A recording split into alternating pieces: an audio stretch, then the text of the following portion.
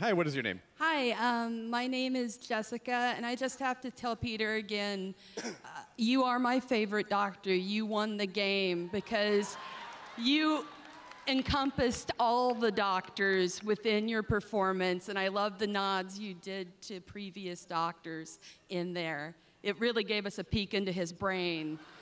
So my question, though, Just they're not laughing at you. The guy behind you who looks like he sells drug spells to first years at Hogwarts is continuing to plot something.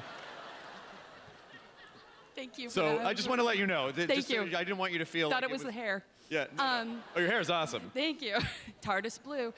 Yes. So my question is actually for Stephen and Mark. Now that you've worked with Peter as a doctor, would you be interested in having him be a professor with the last name Van Helsing? Oh, what? Sorry. Oh, Van Helsing. Yes. Are you trying to get Peter work? Yes. Is that what you're doing? Peter, it's not okay to slip them a fiver and say, could you ask a question? We're going to work with you again, mate. You're not. It's not over. You didn't know my sister was American. Thank you very much for your question. Hey, what is your name? Hi, my name's Emily. I didn't think I would get this far, so my question is for the doctor. Now that your whole journey is kind of coming to an end and you can look back on the 3 seasons that you've had as the doctor, is there a moment that you think you could have had or could have had more... Could have been better. Could have been better, maybe? No, not... Yeah, thanks for that. Almost every moment could have been acted better. No, I think it's, you know, it's so fantastic to do the show and, you know, recognize the reality of it, which is that it's a kind of, it's a TV, in the nicest possible way, a television factory. You know, we have to make a show, we have to deliver that show, and we get on with it and do the best we can within the time that's available to us. And sometimes we could have been better, or we could have could not have been better. But we often don't know that. You know, I think actors are not a very good barometer of how good or bad they are being. I'm just grateful that I managed to get through all of these years without getting the sack. I'm pretty sure you couldn't have been much better, Peter, to be honest.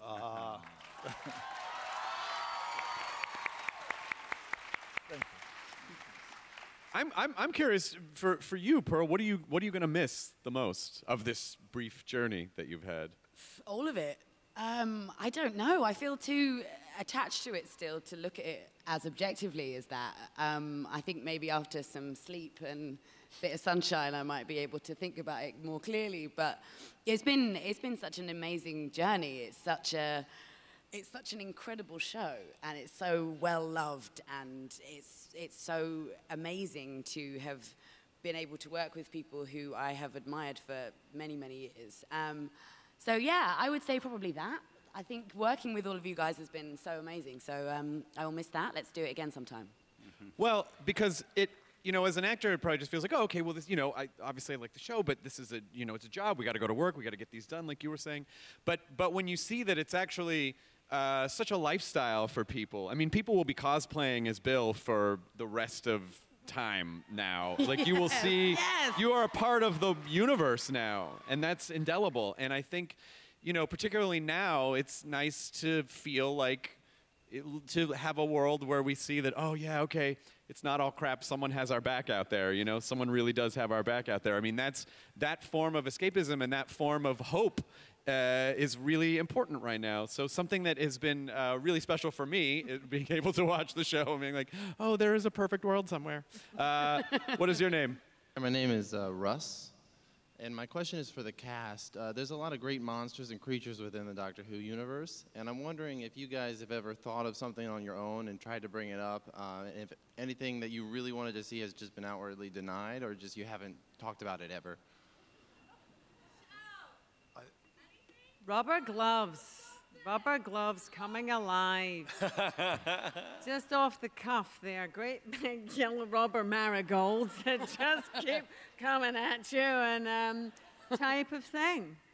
I suggested a monster that makes everyone gay. Particularly men between the ages of 22 and 28. But they didn't go for that, no. Thinks. Sorry to say that.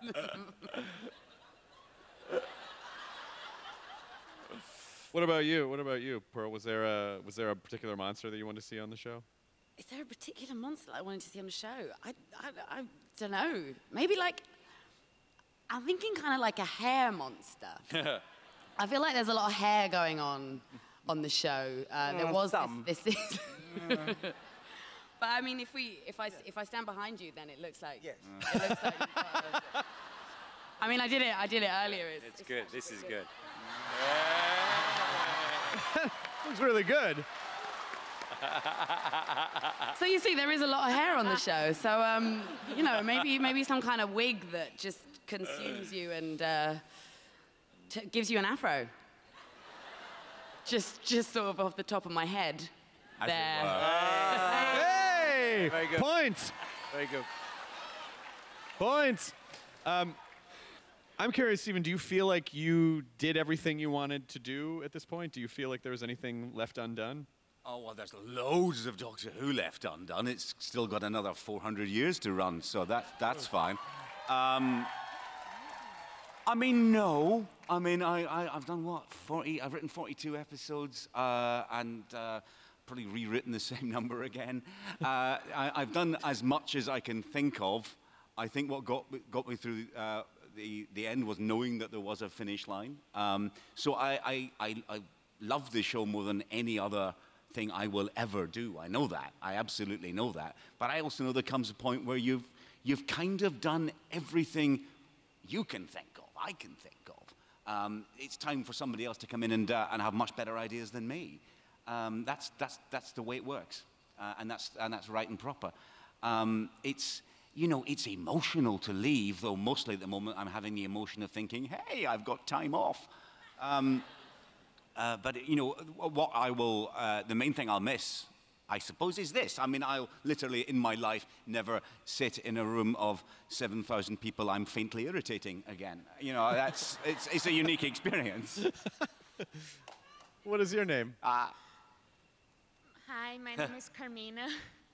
Are you a Dalek? Yes. Yes. But a Dalek who's a fan of all the Doctors, it turns out. Yeah. I went rogue.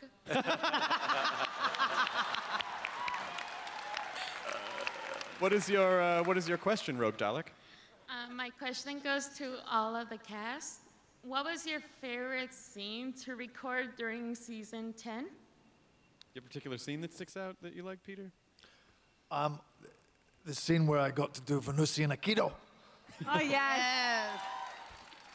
That was my most favorite scene because we studied that, Mark and I studied that very intently to make sure that we had a fairly accurate John Pertwee-esque noise and pose.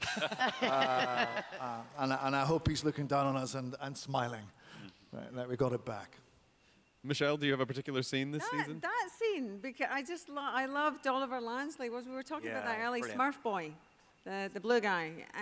He was brilliant, and it was just a fun kind of ensemble day where we all really enjoyed each other immensely.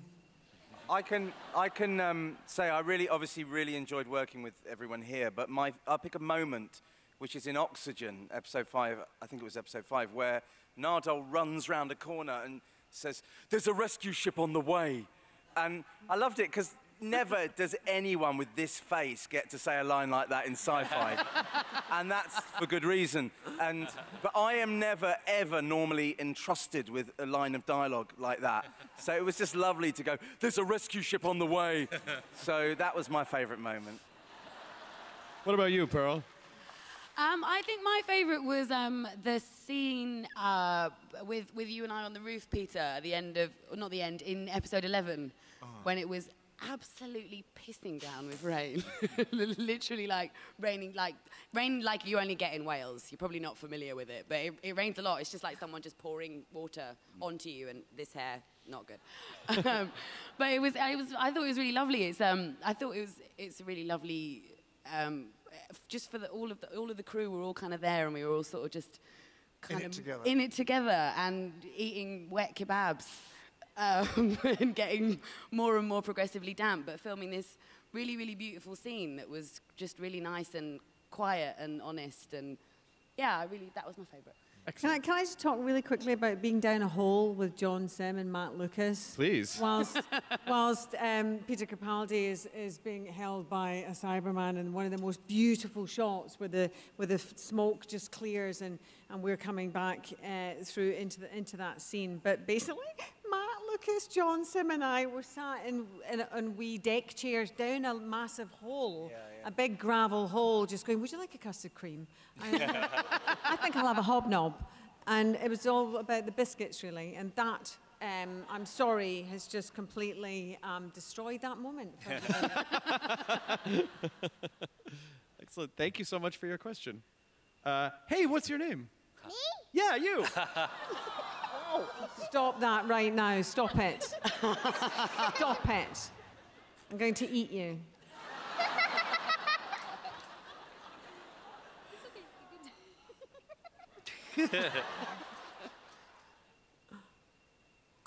Yes. After she tells you how to do that, you should take her by the shoulders and just do this. Just shake it out of her. Okay. She wanted to know what was the hardest thing you did in the show. Oh. What was the hardest thing you did on the show? I had to die twice on one day. That was pretty tough. And I had to keep a straight face when that happened, so that was my hardest. Yeah. Sorry. Peter, what was the hardest? Leaving it. Even for him, even for the doctor. I mean, even like that jamming his hands in the snow, that one shot, and he's fighting against regeneration and saying he's fighting against, I don't want to go, I don't want to go. Yeah. He, even until the end, is a fighter, would you say? Oh, yeah. Yeah, no, it's you know, every day has its hardships. That sounds so terrible. I mean, obviously it doesn't, because it's wonderful. But every day there's something difficult to. Often, one of the difficult things to do on a regular basis is to look at a monster that's not quite as cosmic as you had hoped, and invest it with all the horror and terror that you had hoped after reading, when you read the script, that you thought the monster was going to be like. But in fact, all that does is make you respect the other doctors more, because we do the show at a time when we have a lot of more money and a lot of technology, and most of our stuff looks amazing.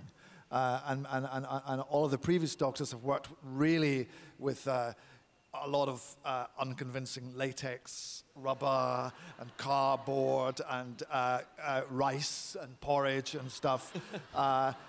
And never for a second have they ever shown you anything other than utter commitment to that truth. So that's great acting.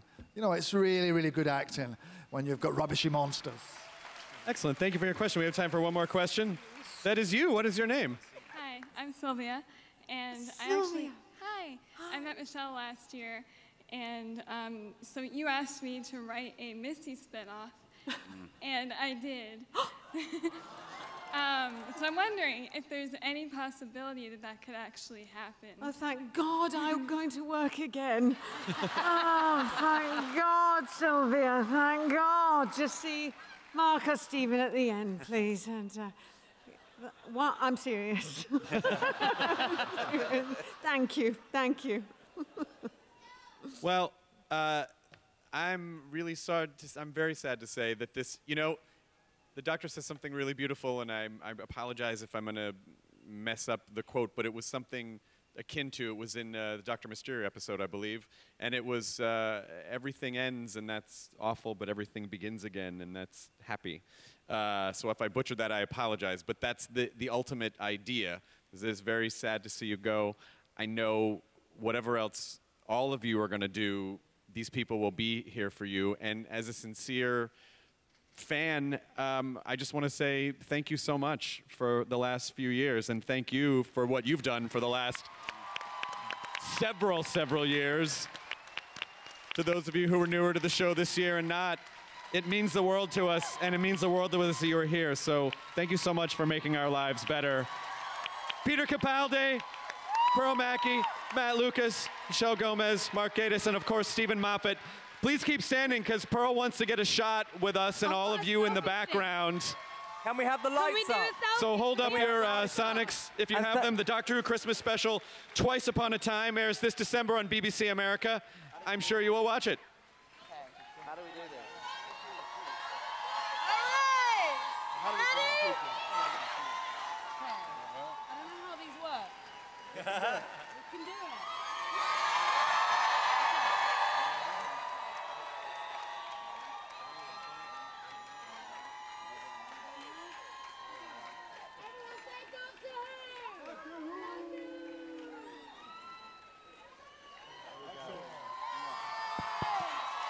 Thank you, Craig.